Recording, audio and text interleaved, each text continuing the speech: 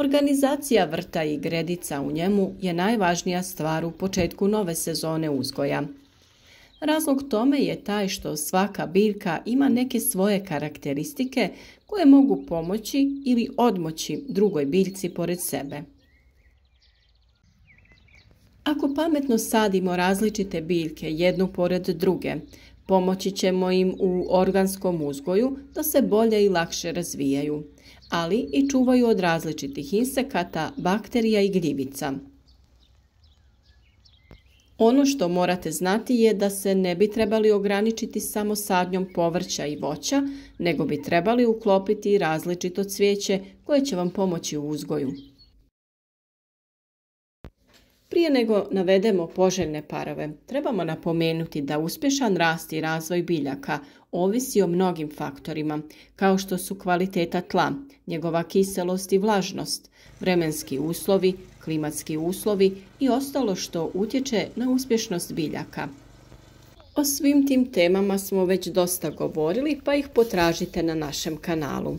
Ukoliko vam se naši savjeti pokažu korisnima, ostavite like podrške, a svakako ostanite uz nas i redovno pratite naše video savjete jer sve je to jedan uvezan proces. Važno je znati da nekad jednom vrtlaru uspije kombinacija biljaka koja drugom ne uspije, a na to utječu već pomenuti faktori uslova u tlu, ali i vremenski uslovi te godine, te predanost, to jest raspolaganje vremenom za održavanje vrta. Iz tog razloga je važno da vodite svoje bilješke i saznajete koje kombinacije biljaka su najuspješnije kod vas. Mi ćemo sa vama podijeliti naše iskustvo i predložiti one biljke koje su najčešće odlična kombinacija i nadamo se da će takva biti i u vašem vrtu. Postoje određena pravila koja možete pratiti. Ono o čemu možete voditi računa dok sadite svoje biljke jeste da pazite na vrijeme njihova dozrijevanja.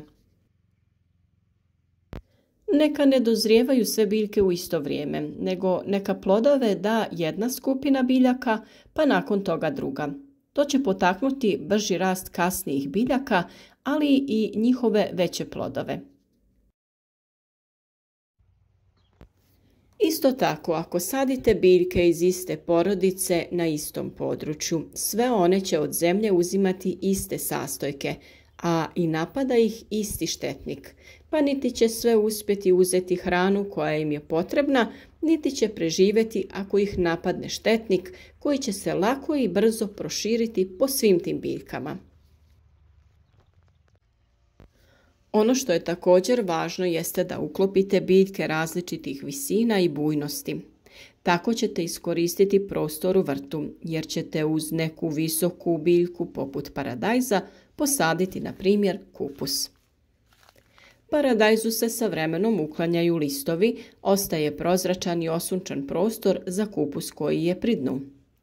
Paradajz koristi kalij i fosfor, dok kupus više treba dušik. Kupus oko paradajza čuva vlagu i štiti tlo od ispiranja. Sada vidite u kojem smjeru idem sa ovim primjerom. Ipak jedna od najpoznatijih i najuspješnijih kombinacija su mrkva i luk. Njih smo često spominjali. One su tako odličan par za sadnju jer mrkva svojim mirisom tjera lukovu muhu, a miris luka pak tjera mrkvinu muhu. Za njihovu sadnju morat ćete jednako pripremiti tlo sa puno humusa i kalija.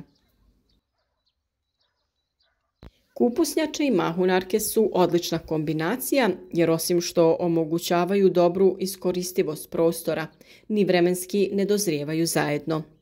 Kad mahunarke dozriju, tek onda počinje bujati kupus, što smo naveli kao prednost u sparivanju biljaka.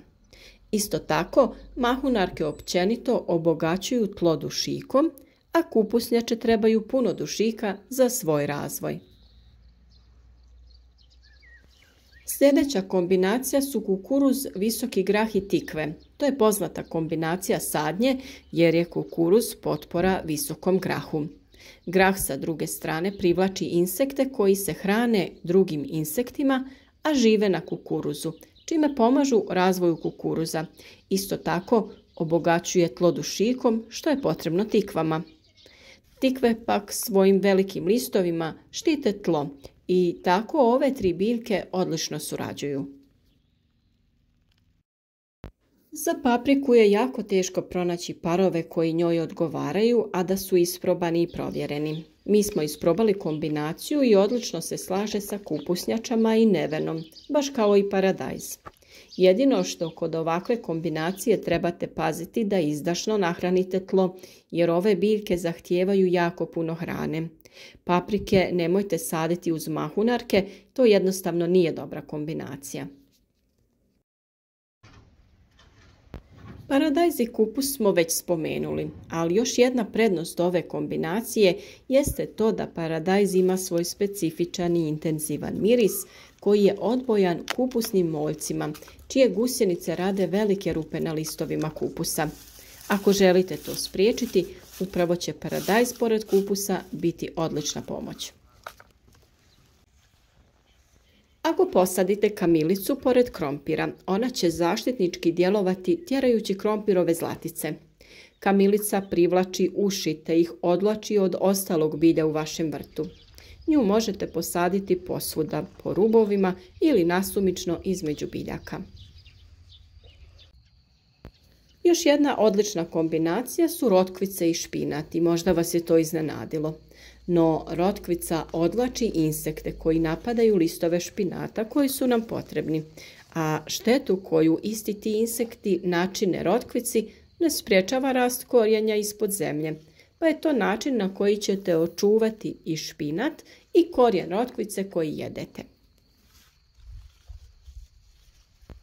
Bijeli luk je jako koristan kod borbe sa štetnicima i možete ga posaditi posvuda. Krastavac, mrkva, cikla, paradajz i jagode sa bijelim lukom su odlična kombinacija, a također on poboljšava okus repe, ali i poboljšava njen rast. Origano općenito odbija štetočine, a jako se korisno pokazao upravo uz krastavac. U vrtu je jako važno izmjenjivati biljke koje imaju različite zahtjeve. Neki to rješavaju plodoredom, a mi smo vam dali primjer kako to možete raditi kroz 3 ili 4 godine. No kod malih vrtova popularnije je raditi sadnju mješovitih kultura. Naime, sadnjom više različitih biljaka na istoj gredici bolje se iskorištava prostor, stoga su mješovite kulture osobito pogodne za one male vrtove ili uzdignute gredice. U mješovitoj kulturi, jednako kao i u prirodi, biljne zajednice za vrijeme vegetacije rastu blizu jedna drugoj i na taj način njihovo lišće sjeni tlo i štiti vlažnost tla od isparavanja. Dobro organizirana mješovita kultura na gredici mora se nadopunjavati i nadzemno i podzemno, a biljke moraju biti odabrane na način da se međusobno ne ugrožavaju svojim listovima i plodovima, te uvijek mora ostati dovoljno prostora za svjetlost i protok zraka.